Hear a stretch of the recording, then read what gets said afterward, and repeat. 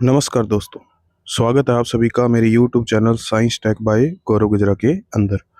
आज हम बात करेंगे क्लास 7 की साइंस के जो थर्ड चैप्टर है, धातु और अधातु।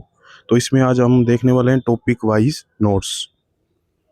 तो सबसे पहले बात करेंगे धातु की कि मेटल्स क्या होते हैं। तो इसकी परिभाषा देखते हैं। वे तत्व जिनमें चमक होती है और विद्युत के अच्छे चालक होते हैं। वे तत्व जिनमें चमक होती है और विद्युत के अच्छे चालक होते हैं। ऊष्मा के भी ध्यान रखना, यानी कि एक तरफ से अगर हम इन्हें गर्म करें तो यह दूसरी तरफ से गर्म हो जाते हैं, और एक तरफ से विद्युत प्रवाहित करें तो दूसरी तरफ विद्युत पहुंच जाती है, तथा जिनमें विभिन्न उपयोगी वस्तुएं बनाई जाती हैं धातु कहलाते हैं। जैसे कि आपने देखे होंगे सभी जो बर्तन हैं वो धातु के बनाए जाते हैं। ठीक है, इसके अलावा जो खंबे पर तारें लगी होती हैं वो भी धातु की बनाई जाती हैं। उदाहरण के लिए लोहा, तांबा, एल्यूमिनियम, सोना, चांदी, जितने भी जो ज्वेलरी है वो भी धातु से बनाई जाती है। अब धातुओं के गुण देखेंगे, यानी कि धातुएं चमकदार होती हैं। जब इन्हें अच्छे से रगड़ा जाता है और इनके ऊपर से ऑक्साइड की परत को हटा दिया जाता है तो धातुएं चमकदार दिखाई देती हैं। उसके बाद कहता है कठोर या हार्ड।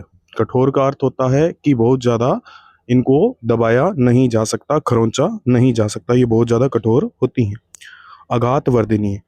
आघात वर्धनीय का अर्थ होता है कि इनकी पीट कर चादर बनाई जा सकती है। इनको पीट कर चादर चादर के रूप में परिवर्तित किया जाता है। जैसे आपने कई दुकानों के ऊपर शेड लगे देखे होंगे, या फिर किसी गेट पर भी आपने देखा होगा कि लोहे के गेट, तो वो एक पतली चादर के रूप में फिट होते हैं। तन्ने तन्ने या तन्यता, इसका अर्थ क्या होता है?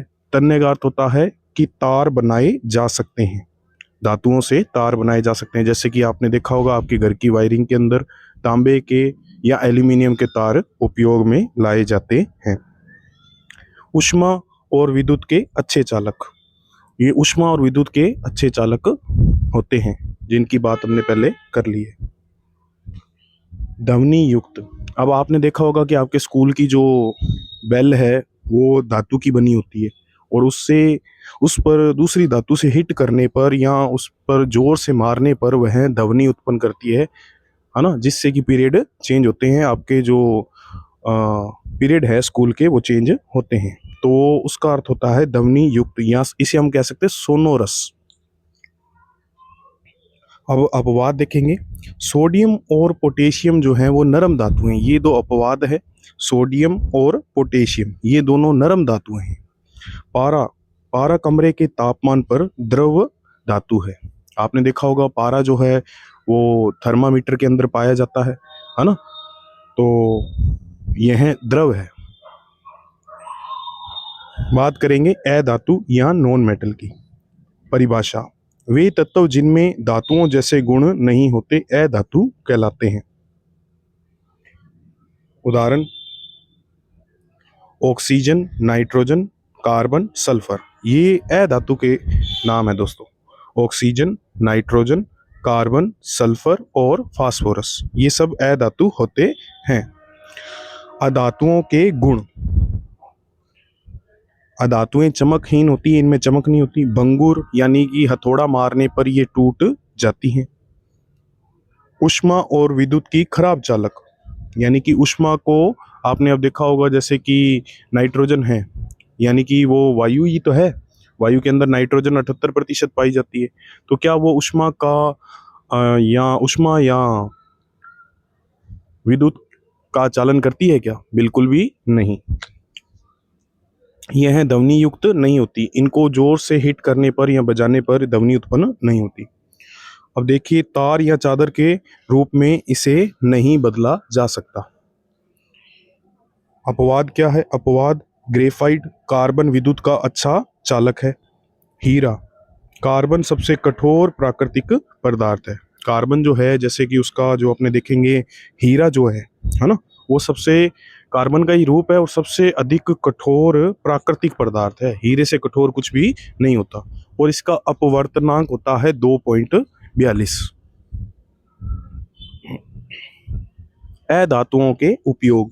ऑक्सीजन यानी कि आपने देखा होगा ऑक्सीजन एक अधातु है और इसका उपयोग हम श्वसन में करते हैं। नाइट्रोजन, नाइट्रोजन का उपयोग उर्वरक बनाने में किया जाता है। आपको पता है कि भूमि को बड़ी मात्रा में नाइट्रोजन की क्या होती है, आवश्यकता होती है। तो उसके बाद बात करेंगे क्लोरीन की। उसके बाद किसकी बात करेंगे, क्लोरीन की बात करेंगे। पानी को शुद्ध करने में, पानी को शुद्ध करने में क्लोरीन की क्या होती है बताओ, आवश्यकता होती है। क्लोरीन पानी को शुद्ध कर देता है। आपने देखा होगा ज़्यादातर स्विमिंग पूल में इसका यूज़ किया जाता है। Iodine antiseptic. अब आयोडीन, आपने टिंचर आयोडीन नाम सुना होगा। टिंचर आयोडीन एंटीसेप्टिक दवाइयों के रूप में यूज़ किया जाता है। कार्बन और पेंसिल, है ना। कार्बन, जैसे कार्बन का यूज़ होता है ईंधन के रूप में और पेंसिल का यूज़ होता है ना। तो पेंसिल किससे बना होता है, पेंसिल का जो निब होता है आगे वाला, जिसे हम गोटा कहते हैं, है ना। तो वो यहाँ उसकी जो निडल है ना, जैसे आपने देखा होगा कि 5 mm की, 9 mm की निडल जो लेते हो आप, वो ग्रेफाइट की बनी हुई होती है। उसके बाद बात करेंगे जंग लगना या रस्टिंग। जंग लगना या रस्टिंग। अब जंग, आपको पता है कि लोहे पर जब हवा और नमी के संपर्क में उपस्थित भूरे रंग की जो परत बनना जंग लगना कहलाता है। लोहा जब हवा और नमी के संपर्क में आ जाता है तब उस पर जंग लगता है ना। तो जंग लगना क्या कहलाता है, रस्टिंग कहलाता है। जंग से बचाव कैसे करेंगे, पेंट करके। अब पेंट करके आपने देखा होगा कि ज़्यादातर हम गेट्स वगैरह को पेंट कर देते हैं। जो लोहे से बनी हुई वस्तुएं हैं उनको हम पेंट करते हैं, ठीक है ना। जैसे कि इंग्ल आयरन वगैरह हो गई, है ना, तो उनको हम क्या कर देते हैं, पेंट कर देते हैं। तेल या ग्रीस लगाना, है ना, कि जैसे आपने देखा होगा साइकिल में जो पार्ट्स होते हैं या बाइक में जो पार्ट्स होते हैं उन पर हम क्या लगाते हैं, ग्रीस लगाते हैं। गैल्वेनाइजेशन करना, जस्ते की परत चढ़ाना। जंग लगना, रस्टिंग, ये हमने पढ़ लिया है। जंग से बचाव भी हमने पढ़ लिया। धातु एवं अधातु में अंतर। धातु और अधातु के अंदर क्या अंतर होते हैं। धातु चमकदार होती है जबकि अधातु जो होती है वो चमकहीन होती है। अच्छे चालक, धातु अच्छी चालक होती है, अधातु खराब चालक होती है। धातु से तार बनाए जाते हैं जबकि अधातु से तार नहीं बनाए जा सकते। धातु की चादर बनाई जा सकती है, अधातु की चादर नहीं बनाई जा सकती। धातुएं ध्वनि उत्पन्न करती हैं और अधातुएं ध्वनि उत्पन्न नहीं करती। महत्वपूर्ण तथ्य देखिए। सबसे अधिक उपयोग होने वाली धातु है लोहा। सबसे अच्छा विद्युत का जो चालक है वो है चांदी। सबसे अच्छा ऊष्मा चालक जो है वो है चांदी। द्रव धातु जो है वो क्या है, पारा। सबसे कठोर प्राकृतिक पदार्थ है हीरा। विद्युत का चालक अधातु, ये होता है ग्रेफाइट। अब आपको परीक्षा के लिए कुछ पॉइंट्स याद रखने। अघात वर्धेतना, अघात वर्धनीयता, चादर बनाने का गुण। तन्यता, तार बनाने का गुण। जंग केवल लोहे पे लगती है। जंग लगने के लिए हवा, ऑक्सीजन प्लस नमी दोनों आवश्यक है। अब हम देखेंगे 20 इसके एमसीक्यू। तो पहला एमसीक्यू देखेंगे, निम्न में से कौन सी धातु है। तो आपको 4 ऑप्शन दे रखे, ऑक्सीजन, सल्फर, लोहा और कार्बन।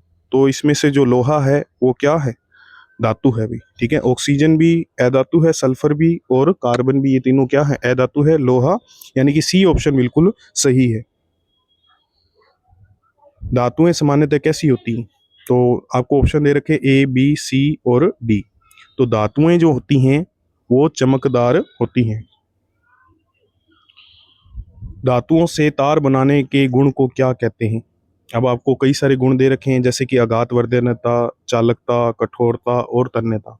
तो तार बनाने का गुण जो होता है उसे तन्यता कहते हैं। तो ऑप्शन ए जो है वो सही हो जाएगा। धातुओं को पीटकर पतली चादर बनाने के गुण को क्या कहते हैं। तो इसमें अब देखो ऑप्शन दे रखे हैं, तन्यता, आघात वर्धनता, चमक और भंगुरता। तो आप ध्यान रखें कि इसका जो आंसर है वो ऑप्शन बी बिल्कुल करेक्ट होगा, आघात वर्धनीयता। निम्न में से कौन सा विद्युत का अच्छा चालक है, लकड़ी, प्लास्टिक, तांबा या रबर। तो ध्यान रखना, तांबा जो है वो विद्युत का क्या है, अच्छा चालक है। कमरे के ताप पर द्रव धातु कौन सी है? तो कमरे के ताप पर पारा जो है वो द्रव धातु है। निम्न में से कौन अधातु है? एल्यूमिनियम, लोहा, ऑक्सीजन या तांबा? तो ध्यान रखना अधातु कौन सी है? ऑक्सीजन। सबसे अच्छा विद्युत का चालक कौन सा है? सबसे अच्छा विद्युत का चालक जो है वो है चांदी। लोहे पर जंग किस कारण लगती है? केवल हवा, केवल पानी, हवा और नमी या धूप? तो ध्यान रखना हवा और नमी के कारण। केवल हवा हो तो भी जंग नहीं लगेगा, केवल पानी हो तो भी जंग नहीं लगेगा, और केवल धूप हो तो भी जंग नहीं लगेगा। हवा और नमी होगी तभी ही क्या लगेगा? जंग लगेगा। जंग से बचाने का एक तरीका कौन सा है? पेंट करना। अब देखो, पानी डालना कोई तरीका नहीं है, मिट्टी लगाना भी कोई तरीका नहीं है, और गर्म करना भी कोई तरीका नहीं है। तो इसमें ऑप्शन ए जो है वो बिल्कुल सही हो जाएगा, पेंट करना। अब कहता है ग्रेफाइट किसका रूप है? लोहा, कार्बन, तांबा, एल्यूमिनियम? तो ध्यान रखिए जो ग्रेफाइट है वो कार्बन का ही रूप है, ध्यान रखना। ग्रेफाइट की क्या विशेषता है? विद्युत का अच्छा चालक है, द्रव है, चमकदार धातु है, गैस है? गैस बिल्कुल नहीं है, चमकदार धातु भी नहीं है क्योंकि यह धातु का रूप है, द्रव बिल्कुल भी नहीं है। तो विद्युत का अच्छा चालक बिल्कुल सही हो जाएगा, ऑप्शन ए बिल्कुल सही है। सबसे कठोर प्राकृतिक पदार्थ कौन सा है? तो हीरा जो है वो सबसे कठोर प्राकृतिक पदार्थ है। निम्न में से कौन ध्वनि उत्पन्न करता है? लकड़ी। आपने देखा होगा लकड़ी को जोर से आपने नीचे गिराया तो क्या ध्वनि उत्पन्न करती है? नहीं करती। क्या रबड़ या प्लास्टिक? बिल्कुल नहीं। तो हमारा जो ऑप्शन है वो क्या है? धातु। तो धातु को जब हम नीचे गिराते हैं, उस पर किसी कठोर सतह से वार करते हैं, तो धातु क्या करती है? ध्वनि उत्पन्न करती है। अधातुएं सामान्यतः होती हैं, यानी कि अधातुएं तन्य होती हैं? बिल्कुल नहीं होती। अघात वर्धनेता होती हैं? नहीं होती। और चमकदार होती हैं? नहीं होती। तो ऑप्शन क्या रह गया? भंगुर, यानी कि इनको मारने पर या हिट करने पर या वार करने पर ये टूट जाती हैं। तो ऑप्शन ए जो है वो बिल्कुल सही है कि अधातुएं सामान्यतः भंगुर होती हैं। बिजली के तार बनाने में किस धातु का उपयोग होता है? अब जो बिजली के तार बनाए जाते हैं वो तांबे के बनाए जाते हैं। आपने देखा होगा कि एक लाल से भूरे से रंग की जो धातु होती है उसे तांबा बोला जाता है दोस्तों, ठीक है। और उससे बिजली के तार बनाए जाते हैं, क्योंकि चांदी तो काफ़ी महंगी होती है, चालक तो अच्छी है लेकिन काफ़ी महंगी होती है और काफ़ी रेयर चांस में पाई जाती है, लेकिन तांबा इससे अधिक मात्रा में पाया जाता है, इसलिए तांबे का उपयोग किया जाता है। अगला क्वेश्चन है 17 नंबर, ऑक्सीजन का उपयोग किस कार्य में होता है? तो ध्यान रखो, आभूषण बनाने में ऑक्सीजन का कार्य नहीं हो रहा है ना, तार बनाने में भी इसका उपयोग नहीं हो रहा है, मशीन बनाने में भी इसका उपयोग नहीं हो रहा है। तो श्वसन करने में, यानी कि श्वसन की प्रक्रिया होने में सबसे जो महत्वपूर्ण घटक है वो क्या है? ऑक्सीजन। ध्यान रखेंगे ऑक्सीजन का उपयोग श्वसन करने में हो रहा है, तो ऑप्शन ए जो है वो बिल्कुल क्या हो जाएगा? सही हो जाएगा। धातुओं में कौन सा गुण पाया जाता है? तन्यता, भंगुरता, चमकहीनता, खराब चालकता? तो ध्यान रखना धातुओं में तन्यता का गुण पाया जाता है, भंगुरता नहीं होती, चमकहीनता नहीं होती, खराब चालकता नहीं होती। तो ध्यान रखना तन्यता का गुण पाया जाता है। यह धातुएं सामान्यतः ऊष्मा की कैसी चालक होती हैं? तो ध्यान रखना अधातुएं सामान्यतः ऊष्मा की खराब चालक होती हैं, ध्यान रखना। हाँ, अब इसमें ऑप्शन दे रखे अच्छी, बहुत अच्छी, खराब या सभी समान। तो ध्यान रखना खराब चालक होती हैं। जंग मुख्यतः किन धातु पर लगती है?